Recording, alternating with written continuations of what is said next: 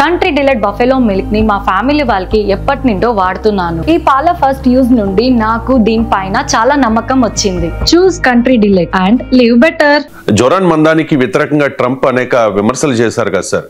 జోరాన్ మందానిని ఓడించండి అని కూడా ట్రంప్ పిలుపునిచ్చిన పరిస్థితి. మరి అలాంటి జోరాన్ మందాని ఇప్పుడు గెలిచారు ఆల్మోస్ట్. సో ట్రంప్ కు ఇది ఎటువంటి సిగ్నల్ సార్? ఏ రకమైన సిగ్నల్ ఇది? ఒక మేయర్ ఎన్నికల్లో తాను అసలు రంగంలో దిగాల్సిన అవసరమే లేదు. ఈ కెన్ సింప్లీ లీవ్ ఇట్. ఎందుకంటే న్యూయార్క్ నగరం ఇస్ అ డెమోక్రట్. ఇప్పుడు అమెరికాలో ఎలా ఉంటుందంటే కొన్ని స్టేట్స్ ఆర్ నోన్ రిపబ్లికన్, కొన్ని స్టేట్స్ ఆర్ నోన్ డెమోక్రట్. ఇప్పుడు మీకు న్యూయార్క్ ఉంది, అలాగే కాలిఫోర్నియా ఉంది. మీకు ఇవి నోన్ డెమోక్రటిక్ స్టేట్స్. మీరేమి ఇప్పుడు కాలిఫోర్నియాలో నువ్వు ఏం చేసినా రిపబ్లికన్ గెలవడు, అది వద్దన్న డెమోక్రటిక్ పార్టీ గెలిచే స్టేట్.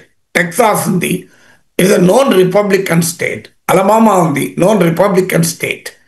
సో ఇలా అమెరికాలో క్లియర్ డిఫరెన్షియేషన్ చాలా ఉంటాయి. ఒక కొన్ని స్టేట్స్ మాత్రమే స్వింగ్ స్టేట్స్ అంటారు, 7 to 8 స్టేట్స్ ఉంటాయి. సో అక్కడ ఎన్నికే చాలా కీలకమవుతుంది అమెరికాలో మిగతా స్టేట్స్ కన్నా కూడా. సో ఇది అలాంటి దశలో ఒక డెమోక్రాట్ క్యాండిడేట్ అయితే ఆటోమేటిక్గా గెలిచిపోతారు. అలాంటి కంట్రీ స్టేట్ సిటీలో ఒక మేయర్ ఎన్నికల్లో ట్రంప్ రంగంలోకి దిగి ఇలాన్ మస్క్తో పాటు మీరు జోరాన్ మందాన్ని ఓడించండి అని పిలిపించాడు. పోనీ ఎవరిని గెలిపించమన్నాడు? తన రిపబ్లికన్ పార్టీ క్యాండిడేట్ గెలిపించమని చెప్పలే. తన రిపబ్లికన్ పార్టీ క్యాండిడేట్ అవమానిస్తూ మాట్లాడాడు సొంత పార్టీ. జోరాన్ మందానికి వ్యతిరేకంగా డెమోక్రటిక్ పార్టీ క్యాండిడేట్గా పోటీ చేసి ప్రైమరీస్లో ఓడిపోయినాయి. ఎందుకంటే అమెరికా ఎన్నికల్లో ఎలా ఉంటుందంటే ముందు పార్టీ క్యాండిడేట్కి ఓటింగ్ దొరుకుతుంది, దాన్ని ప్రైమరీ అంటారు. అక్కడ గెలిచి తర్వాత నీకు అందరు ఓటర్లు ఓటేస్తారు.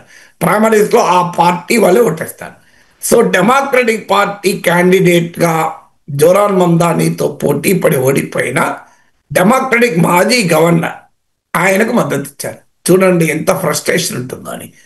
అంటే తన సొంత పార్టీ క్యాండిడేట్కు కాకుండా వెళ్ళాడు. ఎందుకు మరి అంటే ట్రంప్ ఏ ఐడియాలజీని అయితే ప్రపోజ్ చేస్తున్నాడో, సామాజిక రాజకీయ ఆర్థిక సిద్ధాంతాలు, వాటికి కంప్లీట్ యాంటీథెసిస్ జోరాన్ మందాని. ఉదాహరణకు ట్రంప్ ఇజ్రాయెల్కు పూర్తి మద్దతు, జూద్ ఉన్మాదాన్ని జియోనిజాన్ని సపోర్ట్ చేస్తాడు. జోరాన్ మందాని ఓపెన్గా పాలస్తీనా కాజ్కు మద్దతు ఇచ్చాడు. పాలస్తీనా కాజ్కు మద్దతు ఇచ్చినటువంటి స్టూడెంట్స్ను డిపోర్ట్ చేస్తున్నాడు ట్రంప్. వాళ్ళ డిగ్రీలు ఇవ్వమని అంటున్నాడు, ఉద్యోగాలకు తీసేయమంటున్నాడు, వాళ్ళ జైల్లో పెడుతున్నాడు, యూనివర్సిటీలతో ఫండింగ్ ఆపేస్తున్నాడు. అలాంటి ట్రంప్ చేస్తుంటే జియోనిజం అంటారు, యూద్ ఉన్మాదానికి బహిరంగంగా నెతన్యాహును అరెస్ట్ చేస్తానని చెప్పి ప్రకటించాడు అంత ధైర్యంగా. సో ట్రంప్ యాంటీ ఇమిగ్రేషన్తో పెద్ద ఎత్తున దాడులు చేస్తున్నాడు. మనం చూసాం ఏ రకంగా బేడీలేసి ఇండియాతో సహా ఇతర దేశాలకు ఇల్లీగల్ ఇమిగ్రెంట్స్ పంపించాడు.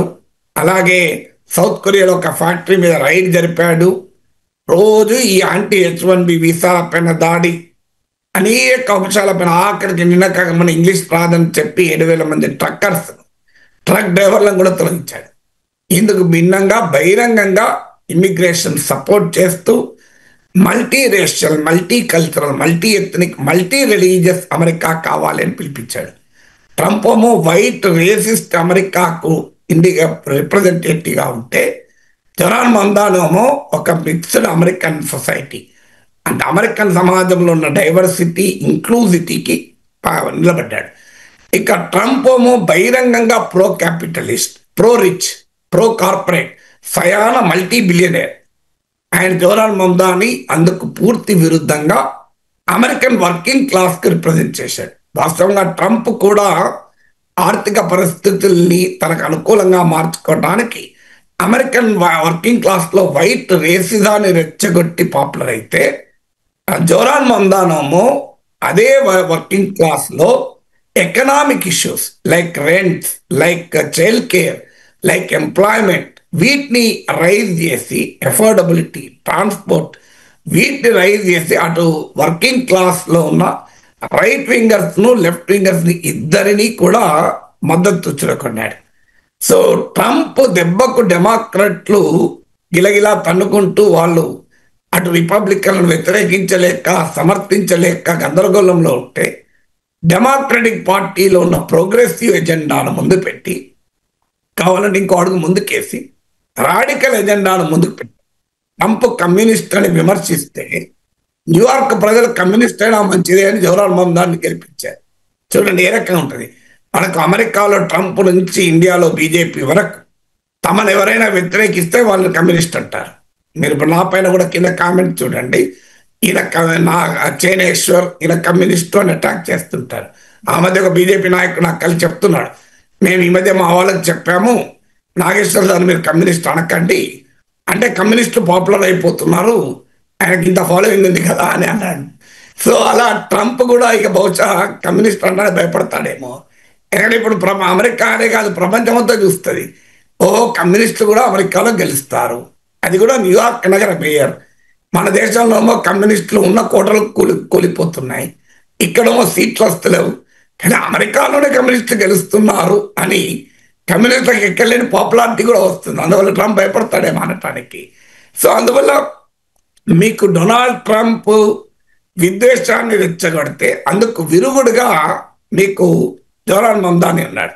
అందుకే ట్రంప్కు భయం పట్టుకున్నది, ఇక్కడ న్యూయార్క్ నగర మేయర్గానే మిగులుతాడా లేదా అమెరికన్ రాజకీయాల్లో డెమోక్రటిక్ పార్టీకి ఒక ఆశా కిరణంగా మారి ట్రంప్ సోషో పొలిటికల్ థాట్కు ఎకనామిక్ థింకింగ్కు ఒక ఆల్టర్నేటివ్గా ఎమర్జ్ అవుతాడా అన్న భయం మీకు ట్రంప్లో కనబడుతుంది.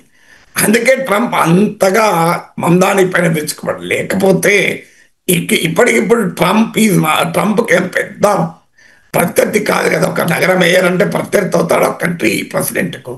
కానీ ఐడియాలజికల్గా ట్రంప్ భరించలేకపోతున్నాడు. తన ఐడియాలజికల్ రైవల్గా మీకు జవహర్లాల్ మమ్దాని చూస్తున్నాడు. ఆ ఐడియాలజికల్ రైవల్ న్యూయార్క్ లాంటి మహానగరానికి మేయర్ అయితే ట్రంప్ భరించలేకపోతున్నాడు.